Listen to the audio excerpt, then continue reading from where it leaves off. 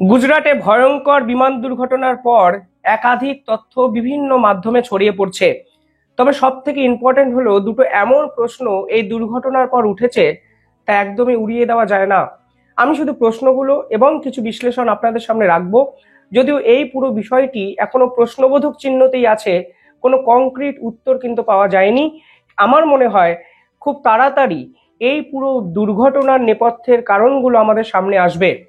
তবে কালকে সারাদিন যা নিয়ে সব থেকে বেশি আলোচনা হলো তা হলো এয়ার ইন্ডিয়ার যে সিও তার একটি ইন্টারভিউকে কেন্দ্র করে।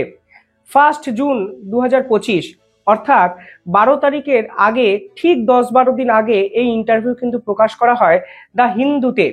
সেখানে এয়ার ইন্ডিয়ার সিও কি জানান? তিনি বলেন, আমাদের বর্তমানে মেনটেনেন্সের যাবতীয় দায়িত্ব দেওয়া আছে তুর্কিশ একটি কোম্পানিকে, এবং এই তুর্কির কোম্পানিকে আমরা এখন রিপ্লেস করার জন্য বিভিন্ন ভাবনা চিন্তা শুরু করেছি। পরিষ্কার তিনি বলেন, we want to replace Turkish airlines company, এবং যারা প্রধানত মেনটেনেন্স এবং একাধিক টেকনোলজিক্যাল সাপোর্ট এয়ার ইন্ডিয়াকে দিত। এই তুর্কির কোম্পানির এই পার্টিকুলারলি রিপ্লেসমেন্ট খোঁজার জন্য এয়ার ইন্ডিয়া কিন্তু নতুন করে তোড়জোড় শুরু করে অপারেশন সিন্দুরের পর। আপনারা জানেন, অপারেশন সিন্দুরে পাকিস্তানকে প্রকাশ্যে সমর্থন জানায় তুরস্ক। শুধু সমর্থন নয়, মানে ফিনান্সিয়াল সাপোর্ট নয়, এক্ষেত্রে অস্ত্র পাঠানো হয় তুরস্কের পক্ষ থেকে। অফিসিয়াল একাধিক স্টেটমেন্ট দিয়ে তারা ভারতের বিপক্ষে অবস্থান নেয়। রাষ্ট্রসংঘের মতো জায়গায় পাকিস্তানের পাশে দাঁড়িয়ে তুরস্ক এবং ভারতবর্ষের যে সম্পর্ক তা কিন্তু একদম খারাপ জায়গায় নিয়ে যায় তুরস্ক। ভারতও এর পর থেকে একাধিক ক্ষেত্রে তুরস্কের এভিয়েশন সেক্টরকে বিভিন্ন দিক থেকে পাল্টা চ্যালেঞ্জ জানায়। আপনারা জানেন, ভারতবর্ষে যতগুলো প্রাইম এয়ারপোর্ট আছে তাদের মেনটেনেন্স এবং রক্ষণাবেক্ষণের দায়িত্ব ছিল তুর্কিশ একটি কোম্পানি সেলেভি এভিয়েশনের। এই সেলেভি এভিয়েশন ভারতে কিন্তু সে 17 বছর ধরে কাজকর্ম করে, কিন্তু এই কোম্পানিটি তুরস্কের একটি কোম্পানি। এই অপারেশন সিন্দুরের পর যখন তুর্কির আসল চরিত্র এক্সপোজড হয়ে যায়, তখন দেশের সাধারণ মানুষ দাবি তোলে ইমিডিয়েটলি ভারত যেন তুরস্কের সাথে সমস্ত সম্পর্ক বাতিল করে। মুম্বাই, আহমেদাবাদ এবং বিশ্বের একাধিক জায়গায় তুরস্কের বিপক্ষে ভারতীয়রা কিন্তু বিক্ষোভ দেখাতে শুরু করে, এবং এরপরেই ভারত সরকার সেলেভি এভিয়েশন, যা তুর্কির কোম্পানি, তাদের সিকিউরিটি লাইসেন্স কিন্তু বাতিল করে দেয়। ফলে বিমানবন্দরের মেনটেনেন্সের যে দায়িত্ব তুরস্কের কোম্পানি ছিল তা কিন্তু তারা আর পালন করতে পারে না। কিন্তু এয়ার ইন্ডিয়ার সাথে তুর্কির একটি কোম্পানির পার্সোনাল লেভেলের একটি চুক্তি ছিল, যা সরকার কন্ট্রোলড নয়। তারা এয়ার ইন্ডিয়ার মেনটেনেন্স এবং এয়ার ইন্ডিয়ার যাবতীয় ফেসিলিটিকে কন্ট্রোল করত। আর 1 জুন 2025 যখন দেশ জুড়ে তুর্কি বিরোধী অভিযানে ভারতীয়রা নেমেছিল, ঠিক তখনই এয়ার ইন্ডিয়ার সিও এই কথাটি বলেছিলেন, এবং তারা তুর্কির এই কোম্পানি রিপ্লেসমেন্ট চাই এই ধরনের ঘোষণাও কিন্তু অফিসিয়ালি করেছিল। আমি যে কথাগুলো বললাম প্রত্যেকটি সপক্ষে আমি নিউজ পেপার কাটিং দেখালাম, এবং এই নিউজ পেপার কাটিং যারা দেখাচ্ছি, আমি চাই আপনারাও গুগলে গিয়ে সেই বিষয়গুলো নিয়ে পড়াশোনা করুন এবং বুঝতে পারবেন আসলে এয়ার ইন্ডিয়ার সঙ্গে তুর্কির যোগ কিন্তু ছিল, যা 1 জুন অর্থাৎ এই ঘটনার 12 দিন আগে এয়ার ইন্ডিয়ার সিওর পক্ষ থেকে অফিসিয়াল বিবৃতি দিয়ে বলা হয়েছিল যে তারা এবার রিপ্লেসমেন্ট করতে চাইছে। এবার সামাজিক মাধ্যমে একাধিক প্রশ্ন উঠে গেছে এই পুরো জল্পনাগুলোকে সামনে এনে। অনেকে বলছেন, এই বিমান দুর্ঘটনা কি সত্যি একটা দুর্ঘটনা, নাকি কোনো আন্তর্জাতিক ষড়যন্ত্র, নাকি এমন করে পুরো বিষয়টা প্ল্যান করা হয়েছে যে ব্ল্যাক বক্সের তথ্য সামনে এলেও আসল ষড়যন্ত্র কখনো প্রকাশ্যে আসবে না। কারণ বিমান মেনটেনেন্সের যাদের দায়িত্ব ছিল তারা কি দায় এড়াতে পারে? যদি ইঞ্জিন ফেলিয়ারও হয় তাহলে দায় তো মেনটেনেন্সের যাদের ছিল তাদেরও। এক্ষেত্রে বোয়িং বিমান নিয়েও কিন্তু প্রশ্নচিহ্ন উঠে যায় সামাজিক মাধ্যমে। প্রধানত এই দুটো প্রশ্নচিহ্নই এখন সব থেকে বেশি আলোচনার কেন্দ্রবিন্দুতে। কোথাও না কোথাও এটা কি অন্তর্ঘাত, নাশকতা, না বৃহত্তর ষড়যন্ত্র? সরাসরি কি তুর্কি এই বিষয়ে ইনভলভড? এই রকম অতি গুরুত্বপূর্ণ প্রশ্ন কিন্তু কাল থেকে রীতিমতো সামাজিক মাধ্যমে চর্চার বিষয়। তবে আমি খুব সহজে বিষয়টিকে কনক্লুড করতে চাই না, উপসংহার টানতে চাই না, কারণ পুরো বিষয়টি প্রশ্নবোধক চিহ্নতে আছে। আমি আবার বলছি, এগুলো সব জল্পনা, ধারণা। কারণ যেহেতু একটার সঙ্গে একটা লিঙ্ক আপ আছে, কোথাও না কোথাও অন্তর্ঘাতের প্রশ্ন কিন্তু ভারতীয়রা তুলতে শুরু করেছেন। এবার পরের কোন প্রশ্ন উঠেছে তা হলো বোয়িংকে নিয়ে। এই বোয়িং কোম্পানির ম্যানুফ্যাকচারিং ডিফেক্ট এর আগে কিন্তু বারবার আলোচনার কেন্দ্রবিন্দুতে এসছে।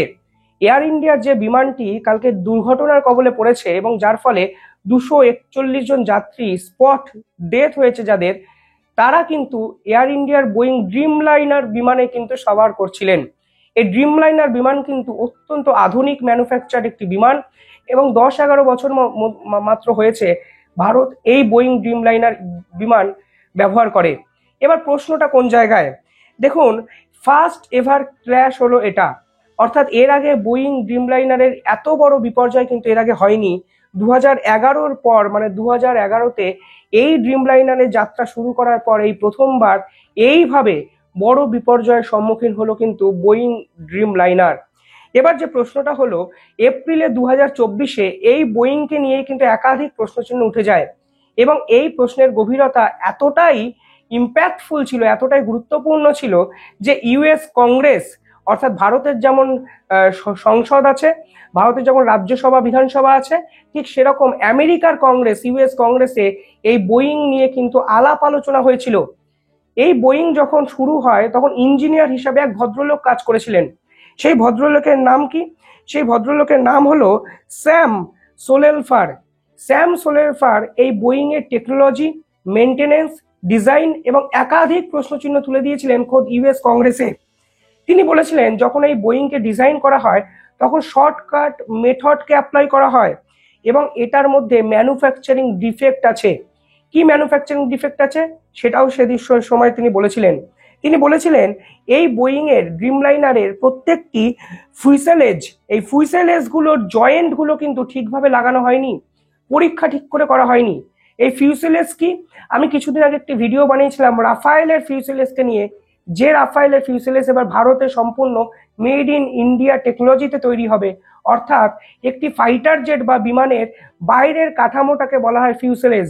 এই ফিউসেলেজ তৈরি যখন বোয়িং এর করা হয়েছে, এই ইঞ্জিনিয়ার ভদ্রলোক দাবি করেছিলেন 2024-এর এপ্রিল মাসে ইউএস কংগ্রেসে গিয়ে যে আসলে এই বোয়িং এর পরিকাঠামোগুলো, যে জয়েন্ট গুলো ছিল সেগুলো ঠিকঠাকভাবে মেনটেন করা হয়নি, এমনকি প্রপারলি জয়েন্ট করা নেই। এই অভিযোগ তোলার পর তাকে কাজ থেকে সরিয়ে দেওয়ারও হুমকি কিন্তু বোয়িং এর পক্ষ থেকে এসেছিল। পাশাপাশি তিনি পরিষ্কার বলেছিলেন এই মুহূর্তে এই বোয়িং যদি ডিসব্যান্ড করা না হয়, বাতিল করা না হয়, তাহলে অনেক বড়সড় দুর্ঘটনার কবলে কোনো না কোনো সময় বোয়িং কিন্তু পড়বে। পরবর্তীকালে কি হয়েছিল জানেন? বোয়িং সরাসরি বিবৃতি দেয়, তারা বলে এই এয়ারলাইন সব থেকে বেশি সেফটি, এবং যে ধরনের কথাবার্তা তারা বলেছিলেন তাতে পরিষ্কার এটা বোঝা যাচ্ছিল বোয়িং তো এই ভদ্রলোকের দাবিকে উড়িয়ে দেন, উল্টে বলে তারা আরো বেশি মডিফাই করে উন্নত বোয়িং এর এয়ারলাইন্স তৈরি করার জন্য তারা বিভিন্ন পদক্ষেপ গ্রহণ করছে। এর ফলে এই বিষয়টা আর বিতর্কের সৃষ্টি করেনি, কারণ বোয়িং সরাসরি মার্কেটে ঝাঁপিয়ে পড়ে এবং স্বাভাবিকভাবে আমেরিকা প্রশাসন বোয়িংকে সমর্থন করবে।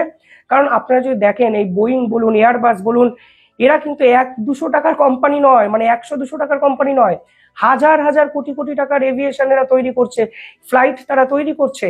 ফলে গোটা বিশ্ব জুড়ে এদের ব্যবসা বাণিজ্য, ফলে এদেরকে চটানোর ক্ষমতা রাজনৈতিক নেতাদেরও নেই। ডোনাল্ড ট্রাম্পও যদি ভাবেন আমি বোয়িং বা এয়ারবাস কালকেই বন্ধ করে দেবো, তিনি তা পারবেন না, কারণ এই বিপুল পরিমাণে অর্থ তারা ডোনেশন হিসাবেই দেখা যাবে আমেরিকা সরকারকে বিভিন্ন ক্ষেত্রে দিয়েছে। ঠিক যেরকম ইলন মাস্ক শুধুমাত্র নিজের স্বার্থে চরিতার্থ করার জন্য $244 মিলিয়ন ডোনাল্ড ট্রাম্পের ইলেকশন ক্যাম্পেইনে ফান্ডিং করেছে। ফলে এক অনেক বড় ষড়যন্ত্র, ছোটখাটো কোনো বিষয় নয়। কিন্তু আজকে এই ইঞ্জিনিয়ার ভদ্রলোক যিনি বোয়িং ম্যানুফ্যাকচারিং এর সঙ্গে সরাসরি জড়িত ছিল, তার এই কথাবার্তা সামাজিক মাধ্যমে চলে এসছে এবং সরাসরি দাবি করা হচ্ছে সেদিন যদি বোয়িং এই ভদ্রলোকের কথাকে সিরিয়াসলি নিতেন তাহলে হয়তো আমরা দুর্ঘটনাটাকেও এড়িয়ে যেতে পারতাম। এর আগে বোয়িংও কিন্তু বিভিন্ন ক্ষেত্রে বিতর্কের সম্মুখীন হয়। 2018-19 সালে বোয়িং এর 737 ম্যাক্স বোয়িং কিন্তু ক্র্যাশ হয়ে যায়। সে সময় থেকে নেগেটিভ পাবলিসিটির কেন্দ্রবিন্দুতে পৌঁছে যায় বোয়িং। সে সময় তারা বলেছিল আমরা কোয়ালিটি কন্ট্রোল, ডিলেড ডেলিভারিজ এবং একাধিক রেগুলারিটি ফাইন্সের জন্য আলোচনা কেন্দ্রবিন্দুতে হলেও সুরক্ষা নিয়ে কেউ কোনোদিন প্রশ্ন করতে পারবে না, কারণ বোয়িং ড্রিমলাইনার হলো সবচেয়ে সুরক্ষিত এবং সবচেয়ে আধুনিক টেকনোলজিতে ম্যানুফ্যাকচার্ড একজন এয়ারলাইন্স। কিন্তু কালকে যে ঘটনা সামনে এসছে, যদিও ব্ল্যাক বক্স উদ্ধার করা সম্ভব হয়েছে মানে কালকে একটি, এর ফলে কিন্তু বোয়িং এর পুরো বিষয়টা নিয়েও কিন্তু অনেক বড়সড় প্রশ্নচিহ্ন উঠে যায়। দেখুন, ফ্লাইটে দুটি ইঞ্জিন থাকে, আপনারা অনেকেই জানেন, এমার্জেন্সি ইঞ্জিন বলা হয় একটিকে। ফ্লাইট যদি 36,000 কিলোমিটারের উপরে উঠে যায় এবং একটি ইঞ্জিন যদি বিকল হয়ে যায়, তাহলেও পাইলটের কাছে 8 মিনিট সময় থাকে একটি ফ্লাইটকে সঠিকভাবে অবতরণ করার জন্য। তখন ফ্লাইট কিন্তু এক ধারসে মাটিতে পড়ে যাবে এরকম হয় না, তখন তারা পাখির মতো ভেসে ভেসে এগোয়, গ্লাইডিং যেটাকে বলা হয়, প্যারাগ্লাইডিং এর মতো গ্লাইড করে। অর্থাৎ ইঞ্জিন যদি ফেলিয়ার হতো তাহলে আরেকটা ইঞ্জিনের সাপোর্ট কিন্তু পাওয়া যেত। ব্ল্যাক বক্সে কি তথ্য লুকিয়ে আছে আমি জানি না, কিন্তু কালকে থেকে এতগুলো রহস্য একটা দুর্ঘটনাকে কেন্দ্র করে আন্তর্জাতিক স্তরে আলোচনা হচ্ছে, সেই রহস্যগুলো আপনাদের সামনে উপস্থাপন করার লোভ আমি সামলাতে পারলাম না। তুর্কিশ যোগ আছে নাকি, প্রশ্নবোধক চিহ্ন। আসল গাফিলতি বোয়িং এর কিনা, সেটাও বড় প্রশ্নের আওতায়। আসলে এই প্রশ্নের উত্তর হয়তো আমার মতো আপনারাও হয়তো চান, তবে সব থেকে ভালো লাগার বিষয় কি জানেন, 242 জন যাত্রীর মধ্যে একজন যাত্রী কিন্তু কালকে নিজেকে বাঁচাতে সক্ষম হয়েছেন। আমি যখন এই ভিডিও দেখছিলাম, ওই ব্যক্তি হেঁটে হেঁটে আসছেন, এখন তিনি হাসপাতালে চিকিৎসাধীন, প্রধানমন্ত্রী নরেন্দ্র মোদী তাকে দেখতে গেছেন। আমার একটু ভালোই লাগছিল যে এখনো হয়তো এইভাবে ম্যাজিকটা হয়। ম্যাজিকটা ইম্পর্টেন্ট, মিরাকেলটা ইম্পর্টেন্ট, এবং কিছু কিছু ম্যাজিক, কিছু কিছু মিরাকেল জীবনের শেষ দিন অবধি ভালো লাগা সৃষ্টি করে। ঠিক যেরকম ভাবে কালকে ওই ভদ্রলোকের হেঁটে যাওয়ার ওই দৃশ্যটা আমার মনে মণিকোঠায় চিরস্মরণীয় হয়ে থাকবে। আপনারা কিভাবে দেখছেন পুরো বিষয়টা কমেন্টে জানাবেন। ধন্যবাদ।